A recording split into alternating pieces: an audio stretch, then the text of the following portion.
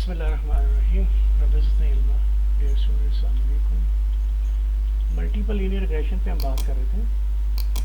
Multiple linear regression पे बात करना हम जारी रखेंगे। आउटपुट टेबल्स पे हमने बात की थी। तो सबसे पहले मॉडल समरी पे हमने बात की। नेक्स्ट है output table, ANOVA table. ANOVA table में आपको ये पी वैल्यू नज़र आ रही है, ठीक है, 0.000। इट मीन्स कोई हाइपोथेसिस टेस्ट हुआ है। पी वैल्यू बताती है, ये देखें कि बताती है कि whether you have to accept और रिजेक्ट द नल हाइपोथेसिस। तो what is the null hypothesis underlying this ANOVA table. So ये मेरा आपसे क्वेश्चन हो सकता है, तो इसको आप आंसर कैसे करेंगे।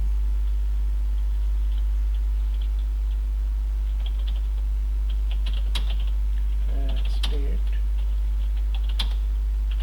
The null and alternative hypothesis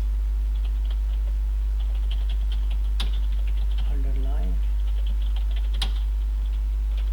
this ANOVA table। So ANOVA table में हमारे पास जो नल हाइपोथेसिस है, नल हाइपोथेसिस जो है आपसे पहले बात हो चुकी है। Null hypothesis always refers to no effect, no significance, no difference, no relationship etcetera. So the overall model is insignificant। और आपका अल्टरनेटिव हाइपोथेसिस है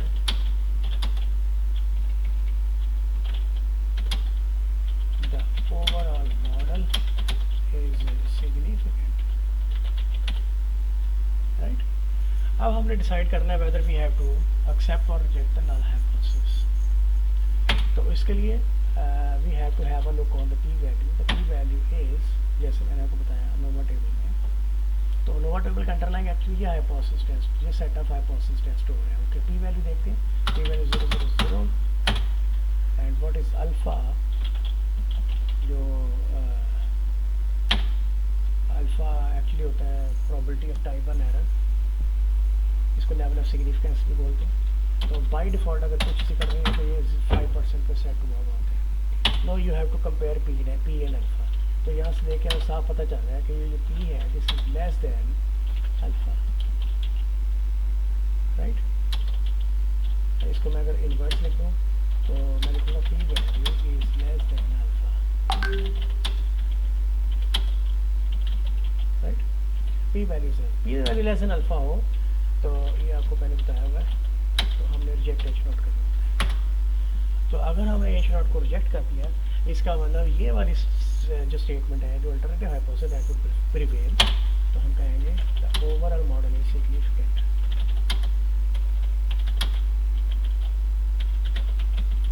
the overall model is significant, ये डालेंगे।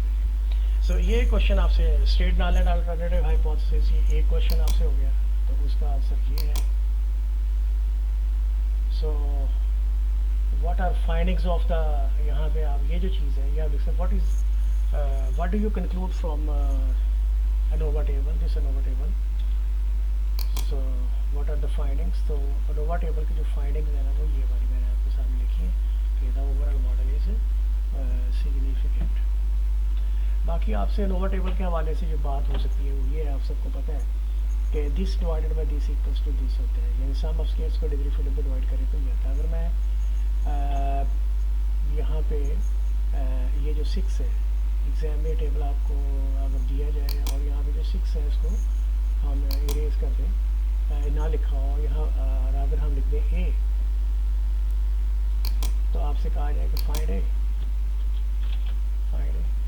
तो ये आपने कैसे फाइंड करना है, आप दिस डिवाइडेड बाई दिस करेंगे, आपको ये मिल जाएगा। आपको पता है इन दोनों का टोटल ये वाला है, ठीक है ना। तो इसको अगर हम अरेज करते हैं, इसको अगर हम अरेज कर दें और इसकी जगह हम यहाँ पे लिखते हैं बी, और आपसे कहा जाए कि फाइंड बी, राइट। हाँ, तो फाइंड बी, तो बी आपने कैसे करना है, इन दोनों का टोटल यहाँ पे आप लिख देंगे, ठीक हो गया। This divide by this equal to this, this divide by this equal to this. अगर ये वैल्यू आपके लिए रेज कर दी जाए और आपसे पूछा जाए यहाँ पे, और इसके लिए यहाँ पे सी लिख दिया जाए, आपसे कहा जाए फाइंड सी,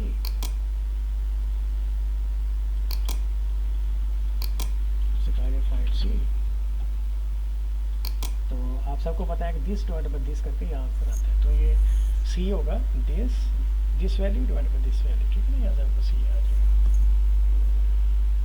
ओके, उसके बाद क्या होता है कि दिस डिवाइड बाय दिस आपके पास एफ वैल्यू होती है, यानी mean square error of regression divide by mean square residual, ये चीज़ आपके पास आती है। तो आपकी जो सी की वैल्यू आएगी, आप या जो वैल्यू लिखी हुई है दिस डिवाइड बाय दिस करेंगे दिया है, तो मैं आपको एफ को इरेज कर दूँ और यहाँ पे एक और लेटर आपके लिए लिख दूँ डी, और आपसे को फाइंड डी, तो डी आप कैसे फाइंड करेंगे, फाइंड डी, तो ये थोड़ा अर्थमेटिक ही है, simple arithmetic. This divide by this करेंगे तो आपको ऐसा, तो उसका रिवाइज कर लेते हैं। This plus this equals to this, this plus this equals to this, this divide by this equals to this, this divide by this equals to this, and this divide by this equals to this.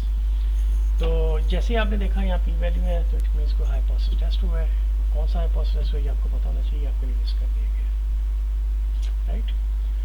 सो अगला question जो आपसे हो सकता था वो इस तरह के ये ABCs क्रिएट करके, तो आपसे कहा जा सकता है कि find values of A, B, C and D, right. तो ये मैकेनिज्म आपके ज़हन में होगा, तो आप इसीलिए ये वैल्यूज फाइंड कर सकते हैं, या आपके लिए सिंपल फाइंडिंग है to find this values, okay. तो ये वो क्वेश्चन है जो हम आप पूछ सकते हैं basis on the this output table, जिसका नाम है। नेक्स्ट आउटपुट टेबल जो है वो है उसका नाम है, उस टेबल का नाम है कोएफिशिएंट्स। आज हमने कोएफिशिएंट्स के टेबल को देख के हमें क्या रिजल्ट्स हम कंक्लूड कर सकते हैं, इसके ऊपर क्या क्वेश्चंस हो सकते हैं, उस पर मैं आपसे बात करता हूँ जी। कोएफिशिएंट्स आउटपुट टेबल है, तो इसमें आप देखिए आपको ये पी वैल्यूज़ नज़र आ रही हैं। So as many P values, so as many set of hypothesis for tested, इससे पता चल रहा है हमें। तो इस पी वैल्यू मीन्स के को हाइपोथेसिस टेस्ट हुआ है, इसका हाइपोथेसिस टेस्ट हुआ है, हाइपोथेसिस टेस्ट हुआ है, तो वो क्या हाइपोथेसिस है। सो ये जो पी वैल्यू आपको बता रही है, ये देखिए, ये दिस इज़ इंटरसेप्ट कांस्टेंट जो है, और ये आपका पहला इंडिपेंडेंट वेरिएबल है। तो ये बता रहा है कि ये आपका जो डिपेंडेंट वेरिएबल इनकम के ऊपर एज का जो इफेक्ट है वो सिग्निफिकेंट है। इनकम के ऊपर ये देखो, ये P values less than alpha है ना, ये तीनों, तो इसका मतलब हुआ कि एज का इफेक्ट इनकम पे सिग्निफिकेंट है, और एम्प्लॉयर का इफेक्ट इनकम पे सिग्निफिकेंट है, लेकिन एड्रेस का इफेक्ट जो सिग्निफिकेंट नहीं है, because P value is not less than alpha here.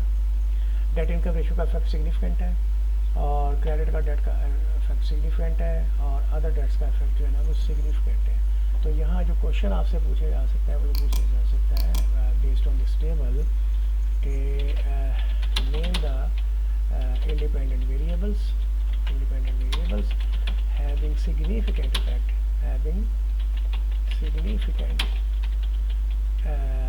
effect on the dependent variable, right। तो ये वेरिएबल हमने नेम कर रहे हैं, मुश्किल नहीं है।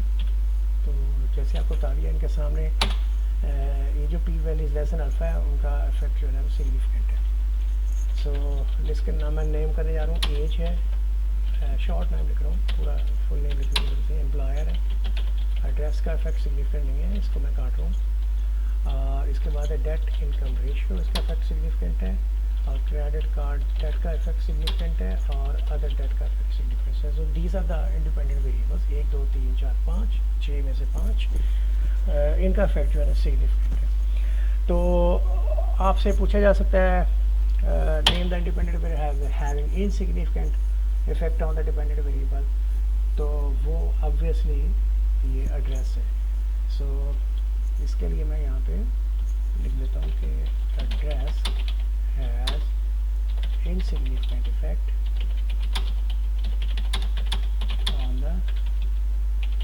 डिपेंडेंट